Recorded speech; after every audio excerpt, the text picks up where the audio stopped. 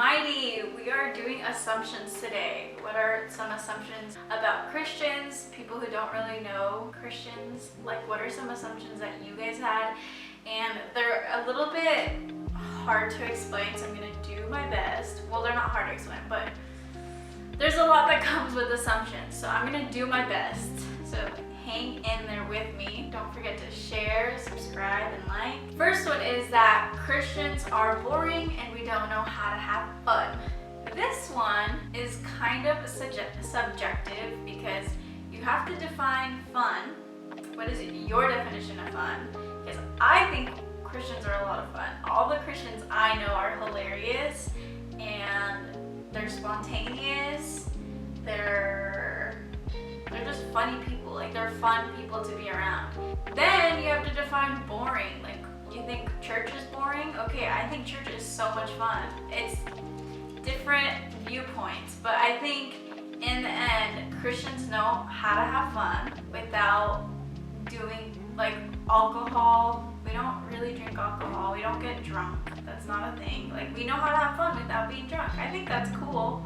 That really shows like we're genuine, fun people. I don't know. Hang out with a Christian one day. Maybe you'll see. Maybe you know a Christian. Maybe you are a Christian. You're fun. I think Christians are fun. That's just me though. This one's very subjective because you need to define fun and boring. Christians are perfect, which 100%, I don't know where this one came from because nobody in this world is perfect. I think Christians right now are getting even more persecution or hate. So I'm like, where did this come from that you think we are perfect? Because we're nowhere near perfect.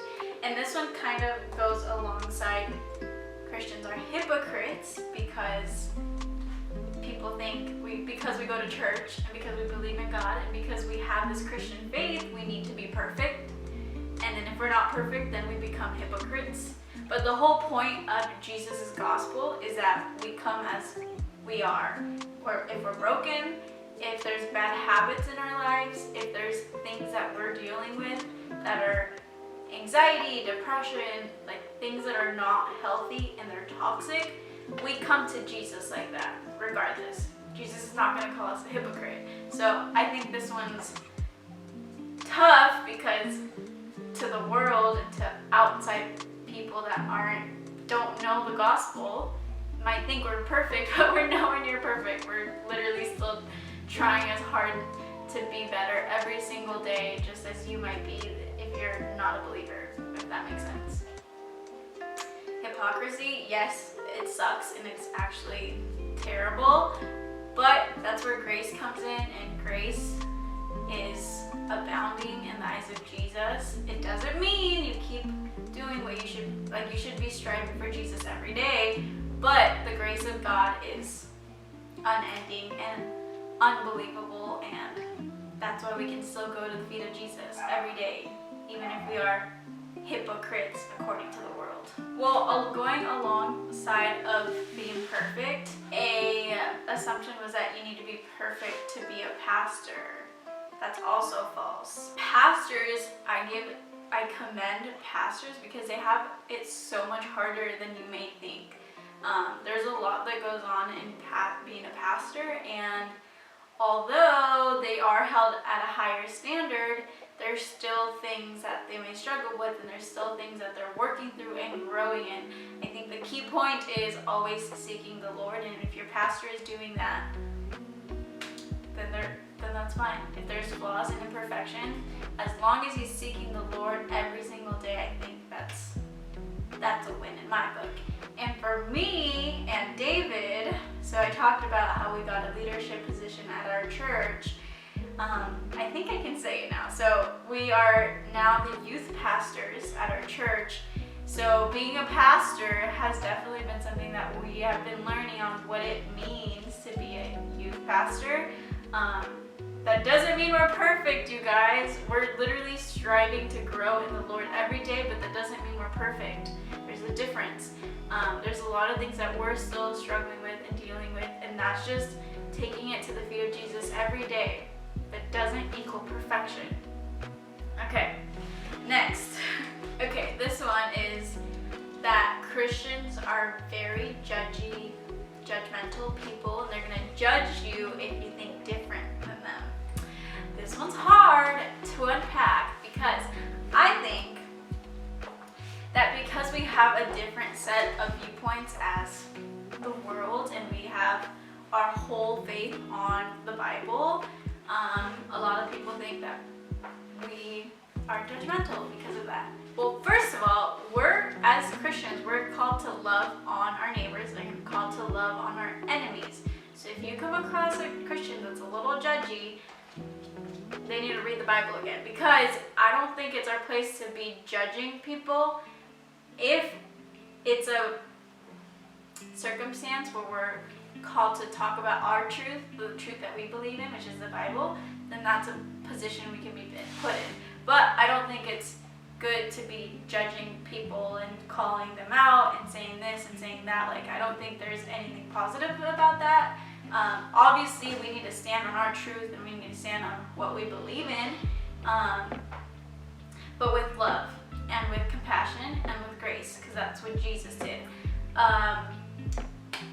We're not going to love people any less if they believe in something that we don't believe in. That doesn't mean we agree with them or accept their beliefs, but that doesn't change the way we should treat them or the way we should love on them. An example that David gave, which I think is fantastic, is if we're on a ship and people are drowning around us, we're not going to be like, hey, who are the Christians? We're going to save the Christians only. Like, let me send the buoy out only to the Christians. No, we're going to try to save everybody, or we're going to try to help everybody. We're going to try to love on everybody, regardless if you're a Christian or you're not, because that's what we're called to do.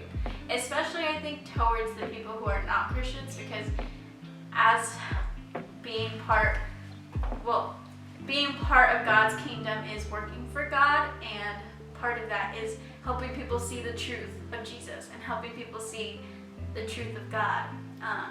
So I don't really like this, because I think I can see why Christians come off judgy. I mean, there are some Christians that are very judgmental, and I don't like that, because we're called to love, have compassion, and have grace on people. And yes, we stand strong on our truth, but hate and pointing fingers and saying this and saying that is not going to help anybody. Okay, last assumption. This video might be short, but it's fine. Is that we're kind and nice people.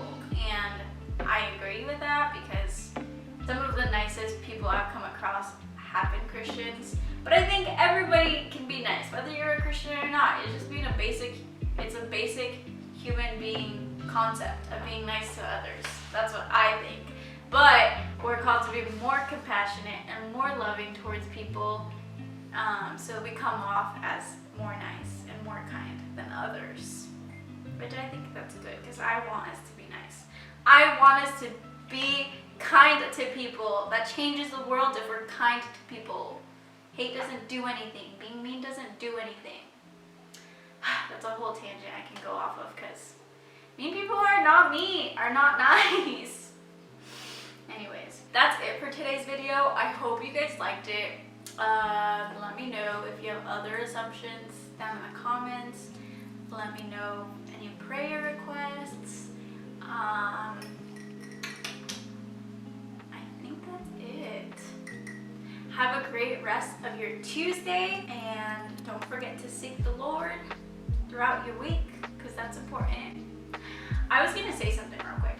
So, reading the Bible can be hard.